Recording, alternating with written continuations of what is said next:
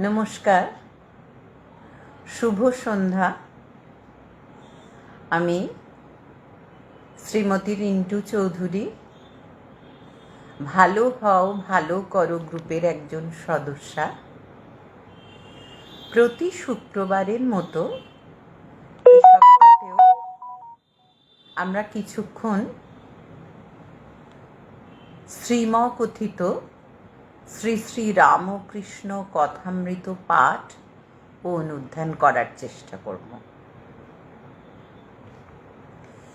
সর্বদেব দেবী স্বরূপ ভগবান শ্রী শ্রী রামকৃষ্ণদেব, জগৎ জননী করুণাময়ী জগৎ প্রসবিনী মা শারদা দেবী ও জগতাচার্য বীর সন্ন্যাসী স্বামী বিবেকানন্দের শ্রীচরণে এই পাঠ আমি শ্রদ্ধাঞ্জলি স্বরূপ নিবেদন করার চেষ্টা করছি। এই কাজকে আমি সেবা হিসেবে গ্রহণ করেছি বা তাদের পূজা হিসাবে গ্রহণ করেছি।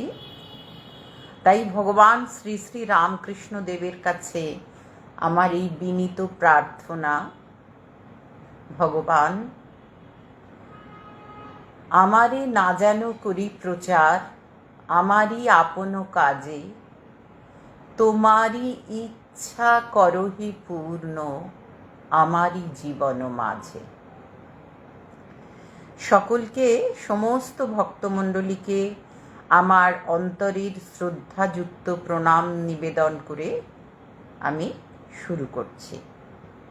প্রথমে শ্রীমদ্ ভাগবতের গোপী গীতা থেকে মাস্টারমশাই যে লাইন দুটি তুলে দিয়েছেন সেই লাইন দুটি দিয়ে শুরু করব। তব কথামৃতম তপ্ত জীবনম কবিভিরীড়িতম কল্মষাপহম শ্রবণমঙ্গলম শ্রীমদাততম ভুবি ঘৃণন্তি ये ভুরিদা জনঃ।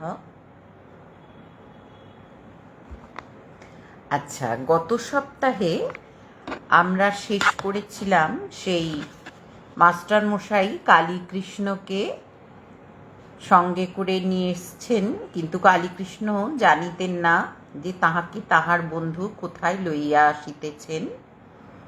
বন্ধু বলিয়াছিলেন, অর্থাৎ মাস্টারমশাই বলেছিলেন, সুঁড়ির দোকানে যাবে তো আমার সঙ্গে এসো, সেখানে এক জালা মদ আছে। মাস্টার আসিয়া বন্ধুকে যাহা বলিয়াছিলেন প্রণামান্তর ঠাকুরকে সমস্ত নিবেদন করিলেন। ঠাকুরও হাসিতে লাগিলেন। ঠাকুর বলিলেন, ভজনানন্দ ব্রহ্মানন্দ এই আনন্দই সুরা, প্রেমের সুরা। মানব জীবনের উদ্দেশ্য ঈশ্বরে প্রেম, ঈশ্বরকে ভালোবাসা। ভক্তি সার, জ্ঞান বিচার করে ঈশ্বরকে জানা বড়ই কঠিন। নানান রকম সৎসঙ্গ করতে করতে আমরা সবাই প্রায় জেনেছি যে ঈশ্বরের সঙ্গে যদি একটা সম্বন্ধ পাতিয়ে নেওয়া যায়, যেমন আমরা সন্তানকে ভালোবাসি বা মাকে ভালোবাসি, সেরকম যদি ঈশ্বরের সঙ্গে একটা সম্বন্ধ পাতিয়ে নেওয়া যায় তাহলে খুব সহজেই ঈশ্বরকে ভালোবাসা যায়। তাই বলছেন শ্রীরামকৃষ্ণদেব যে মানব জীবনের উদ্দেশ্য ঈশ্বরে প্রেম, ঈশ্বরকে ভালোবাসা। ভক্তি সার, জ্ঞান বিচার করে ঈশ্বরকে জানা বড়ই কঠিন। এই বলিয়া ঠাকুর গান গাহিতে লাগিলেন। কে জানে কালী কেমন, সরদর্শনে না পায় দর্শন। ঠাকুর বলেছেন না, জ্ঞান বিচার করে ঈশ্বরকে জানা বড় কঠিন, সরদর্শনে না পায় দর্শন। আত্মা রামের আত্মা কালী, প্রমাণ প্রণবের মতন। সে যে ঘটে ঘটে বিরাজ করে ইচ্ছাময়ীর ইচ্ছা যেমন, কালীর উদরে ব্রহ্মাণ্ড ভাণ্ড প্রকাণ্ড তা বুঝো কেমন। যেমন শিব বুঝেছেন কালীর মর্ম, অন্য কে বা জানে তেমন। মূলাধারে সহস্রারে সদা যোগী করে মনন, কালী পদ্মবনে হংস সনে হংসী রূপে করে রমন। প্রসাদ ভাসে, ভাসে এখানে ভয়াকার পেট কাটা মূর্ধন্য শয়কার, অর্থাৎ প্রসাদ ভাসে মানে আমার মনে হয়েছে প্রসাদের ভাষায়। লোকে হাসে সন্তরণে সিন্ধু তরণ, আমার মন বুঝেছে প্রাণ বুঝে না, ধরবে শশী হয়ে বামন। ঠাকুর শ্রীরামকৃষ্ণ আবার বলিতেছেন, ঈশ্বরকে ভালোবাসা এইটি জীবনের উদ্দেশ্য।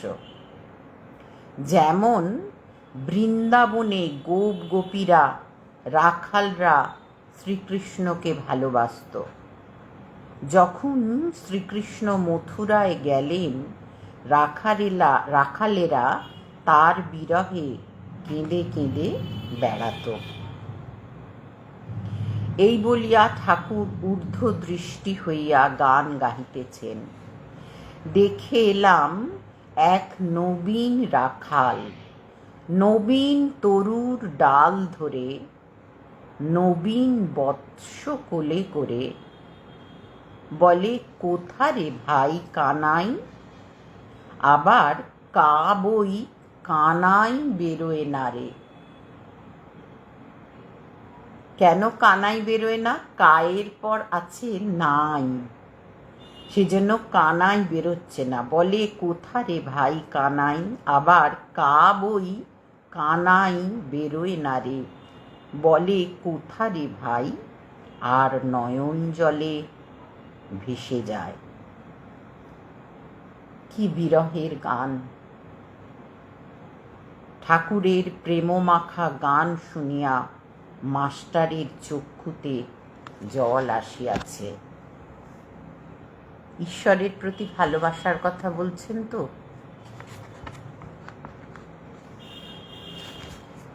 আচ্ছা, এরপরে পড়ব 1882 এপ্রিল। শ্রীরামকৃষ্ণ শ্যামপুকুরে প্রাণকৃষ্ণের বাটিতে। ঠাকুর শ্রীরামকৃষ্ণ কলিকাতায় আজ শুভাগমন করিয়াছেন। শ্রীযুক্ত প্রাণকৃষ্ণ মুখোপাধ্যায়ের শ্যামপুকুর বাটির দ্বিতলায় বৈঠকখানা ঘরে ভক্ত সঙ্গে বসিয়া আছেন। এই মাত্র ভক্ত সঙ্গে বসিয়া প্রসাদ পাইয়াছেন। আজ 2রা এপ্রিল রবিবার 1882 খ্রিস্টাব্দ, 21শে চৈত্র 1288 শুক্লা চতুর্দশী। এখন বেলা 1টা-2টা হইবে। কাপ্তেন ওই পাড়াতেই থাকেন। ঠাকুরের ইচ্ছা এ বাড়িতে বিশ্রামের পর কাপ্তেনের বাড়ি হইয়া তাহাকে দর্শন করিয়া কমলকুটির নামক বাড়িতে শ্রীযুক্ত কেশব সেনকে দর্শন করিয়া যাইবেন। ভগবান মানুষের কল্যাণের জন্য বাড়িতে বাড়িতে ঘুরে বেড়াচ্ছেন। কি করে মানুষের ঠাকুরের প্রতি একটু ভালোবাসা হবে?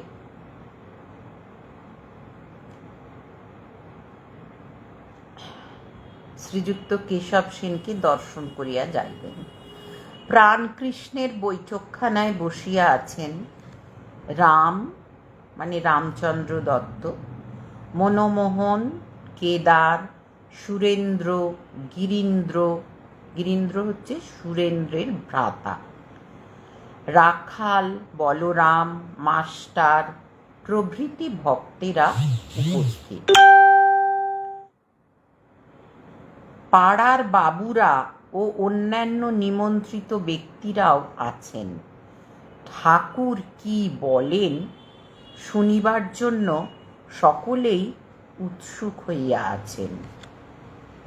ঠাকুর বলিতেছেন, ঈশ্বর ও তাঁহার ঐশ্বর্য, এই জগৎ তাঁর ঐশ্বর্য। কিন্তু ঐশ্বর্য দেখেই সকলে ভুলে যায়, যার ঐশ্বর্য তাকে খোঁজে না। কামিনী কাঞ্চন ভোগ করতে সকলে যায়, কিন্তু দুঃখ অশান্তি বেশি। সংসার যেন বিশালাক্ষীর নৌকা দহে একবার পড়লে আর রক্ষা নাই। শেকুল কাঁটার মতো এক ছাড়ে তো আর এক জড়ায়। গোলক ধাঁধায় একবার ঢুকলে বেরোনো মুশকিল। মানুষ যেন ঝলসা পোড়া হয়ে যায়। একজন ভক্ত, এখন উপায়?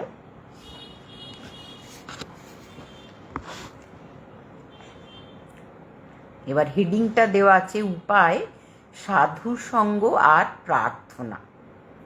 শ্রীরামকৃষ্ণ, উপায় সাধু সঙ্গ আর প্রার্থনা। বৈদ্যের কাছে না গেলে রোগ ভালো হয় না। সাধু সঙ্গ একদিন করলে হয় না, সর্বদাই দরকার। রোগ লেগেই আছে। আবার বৈদ্যের কাছে না থাকলে নাড়ি জ্ঞান হয় না, সঙ্গে সঙ্গে ঘুরতে হয়।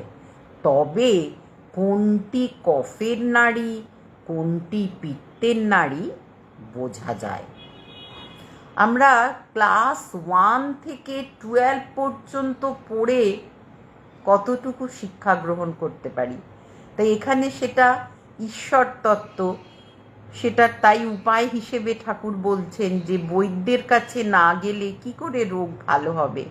আমরা তো সবাই সাংসারিক রোগে জরাজীর্ণ হয়ে রয়েছি, তাই বলছেন যে একদিন আধ দিন গেলে তো হবে না, অর্থাৎ সৎসঙ্গ একদিন আধ দিন করলে হবে না। তাই বলছেন আবার বৈদ্যের কাছে না থাকলে নাড়ি জ্ঞান হয় না, সঙ্গে সঙ্গে ঘুরতে হয়। মানে ভেতরে প্রচুর ব্যাকুলতা চাই, তবে কোনটি কফের নাড়ি কোনটি পিত্তের নাড়ি বোঝা যায়। ভক্ত, সাধু সঙ্গে কি উপকার হয়? শ্রীরামকৃষ্ণ, ঈশ্বরে অনুরাগ হয়, তার উপর ভালোবাসা হয়। ব্যাকুলতা না এলে কিছুই হয় না। সাধু সঙ্গ করতে করতে ঈশ্বরের জন্য প্রাণ ব্যাকুল হয়। ঠিক যেমন ডাক্তারের সঙ্গে থাকতে থাকতে আমরা ডাক্তারি সম্বন্ধে জানতে পারি, ঠিক সেরকম ঠাকুর বলছেন সাধু সঙ্গ করতে করতে ঈশ্বরের জন্য প্রাণ ব্যাকুল হয়। যেমন বাড়িতে কারোর অসুখ হলে সর্বদাই মন ব্যাকুল হয়ে থাকে কিসে রোগী ভালো হয়। আবার কারোর যদি কর্ম যায়, সে ব্যক্তি যেমন অফিসে অফিসে ঘুরে ঘুরে বেড়ায়, ব্যাকুল হতে হয় সেই রূপ। যেরকম কাজ গেলে অফিসে অফিসে ঘুরে ব্যাকুল হয়ে একটা চাকরির জন্যে প্রার্থনা করি, কারোর রোগ হলে যেমন আমরা ব্যস্ত হয়ে পড়ি, সেরকম যদি কোনো অফিসে বলে কর্ম খালি নেই, আবার তার পরদিন এসে জিজ্ঞাসা করে আজ কি কোনো কর্ম খালি হয়েছে। মানে এতটাই ব্যাকুল হতে হবে। আর একটি উপায় আছে, ব্যাকুল হয়ে প্রার্থনা। তিনি যে আপনার লোক, ঈশ্বর যে আমাদের সব থেকে বেশি আপন, এটা যেন আমরা কোনো সময় ভুলে না যাই। তিনি আমাদের অন্তরের মধ্যে বসে আছেন, সব জানতে পারছেন। কাজেই তিনি যে আপনার লোক, তাঁকে বলতে হয় তুমি কেমন, দেখা দাও, দেখা দিতেই হবে। তুমি আমাকে সৃষ্টি করেছো কেন? শিখরা বলেছিল ঈশ্বর দয়াময়। আমি তাদের বলেছিলাম দয়াময় কেন বলবো? তিনি আমাদের সৃষ্টি করেছেন যাতে আমাদের মঙ্গল হয়, তা যদি করেন সে কি আর আশ্চর্য? মা বাপ ছেলেকে পালন করবে, সে আবার দয়া কি? সে তো করতেই হবে। তাই তাকে জোর করে প্রার্থনা করতে হয়, তিনি যে আপনার মা, আপনার বাপ। এই ভাবটা যদি আনতে পারি, ছেলে যদি খাওয়া ত্যাগ করে বাপ মা, ছেলে যদি খাওয়া ত্যাগ করে বাপ মা 3 বৎসর আগেই হিস্সা ফেলে দেয়। আবার যখন ছেলে পয়সা চায় আর পুনঃ পুনঃ বলে মা তোর 2টি পায়ে পড়ি, আমাকে 2টি পয়সা দে, তখন মা বেজার হয়ে তার ব্যাকুলতা দেখে পয়সা ফেলে দেয়। সাধু সঙ্গ করলে আর একটি উপকার হয়, সদসৎ বিচার, অর্থাৎ নিত্য আর অনিত্যের বিচার। এটা সাধু সঙ্গ করতে করতে হয়। সৎ নিত্য পদার্থ অর্থাৎ ঈশ্বর, অসৎ অর্থাৎ অনিত্য।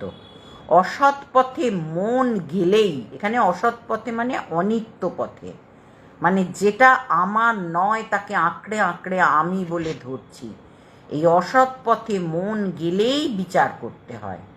হাতি পরের কলা গাছ খেতে সুঁড় বাড়ালে সেই সময় মাহুত ড্যাঙস মারে, মাহুত ড্যাঙস মারে। আমরা এই সাধু সঙ্গ, কথামৃত, ঠাকুর স্বামীজির কথা, মায়ের কথা, এইসব দিয়ে সেই অনিত্য জিনিসকে যেন ড্যাঙস মারতে পারি।